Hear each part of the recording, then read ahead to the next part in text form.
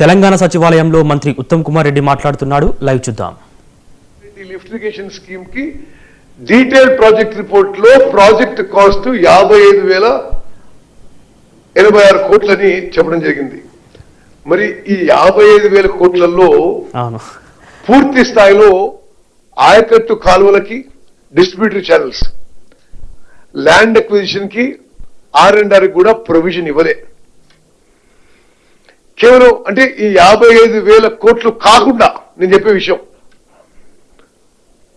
ఉదాహరణకి వాళ్ళు అన్ని కలిపి ఈ డిస్ట్రిబ్యూటరీ ఛానల్స్ కి, ల్యాండ్ అక్విజిషన్, R&R ఆ వర్క్ కలిపి ఈ DPR రివైజ్ కాస్ట్ లో 3,150 కోట్లు పెట్టిండ్రు.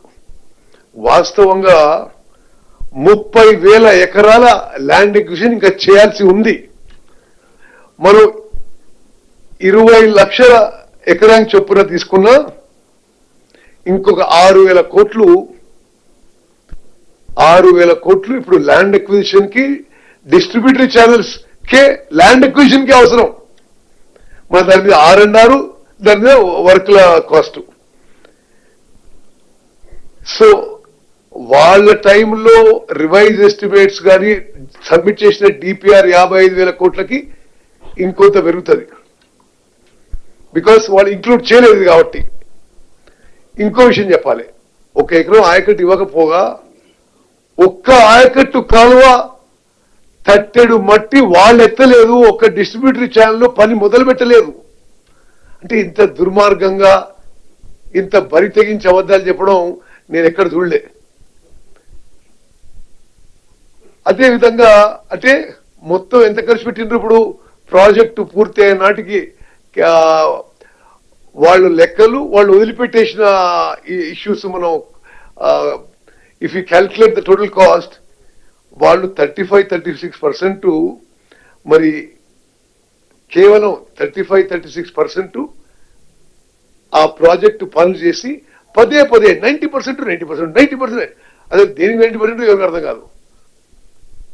మీకు కొన్ని ఆయన పెద్ద మనిషి అన్నాడు, తట్టెడు మట్టి ఎత్తలేదు, రూపాయి ఖర్చు పెట్టలేదని. మేము వచ్చిన తర్వాత ఈ 2 ఏళ్లలో 7,000 కోట్ల రూపాయలు మరి ఈ పాలమూరు రంగారెడ్డి లిఫ్టిగేషన్ స్కీమ్స్ కి ఖర్చు పెట్టడం జరిగింది. ఎంత పని జరిగిందని మీకు ఒక ఉదాహరణ చెప్తున్నా. 67 లక్షల క్యూబిక్ మీటర్ల అర్త్ వర్క్ జరిగింది, 7 లక్షల క్యూబిక్ మీటర్ల కాంక్రీట్ వర్క్ జరిగింది, 9 కిలోమీటర్ల pressure mains length pressure mains లే చేయడం జరిగింది. వాళ్ళ హయాంలో ఒకటే ఒక పంపు ఇన్స్టలేషన్ కమిషన్ జరిగింది. మేము వచ్చిన తర్వాత మరో 11 పంపులు installation and ready for commissioning.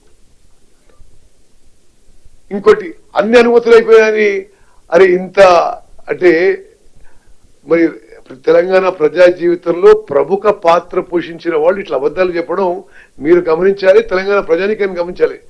అనుమతులు పొందినే అంటున్నాడు ఆయన. హైడ్రాలజీ అనుమతి లేదు అంటే నీటి కేటాయింపు లేదు, ఎన్వైరన్మెంట్ క్లియరెన్స్ లేదు, ఇరిగేషన్ ప్లానింగ్ BC రేషియో లేదు, ఇంటర్స్టేట్ క్లియరెన్స్ లేదు, ఏ అనుమతులు లేవు. మరి వాళ్ళు పెద్దగా సాధించిందేం లేదు. మరి ఏ విధంగా వాళ్ళు మాట్లాడినరో దయచేసి మీరు గమనించాలి. DPR రిటర్న్ గురించి మాట్లాడతారు.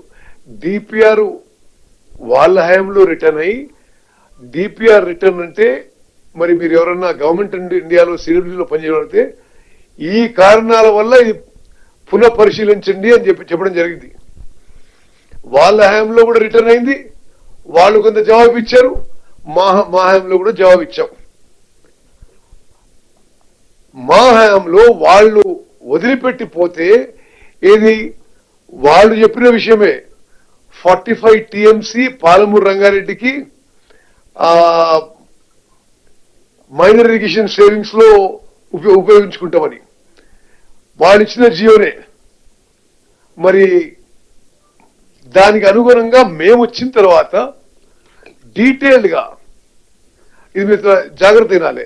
వాళ్ళు 45 TMC from unutilised main irrigation allocation అని చెప్పిపోతే మేము ఇప్పుడు సిడబ్ల్యూసీతో ఫాలో అయి ప్రతి చెరువులో మండలాల వారీగా ఎంత సేవింగ్స్ ఉందని చెప్పి సిడబ్ల్యూసీకి సబ్మిట్ చేసి ఈ మైన్ ఇరిగేషన్ సేవింగ్ లో పాలమూరు రంగారెడ్డి అలొకేషన్ కి ఒక అడుగు ముందుకేసినాం, ఒక ప్రోగ్రెస్ చేసినాం.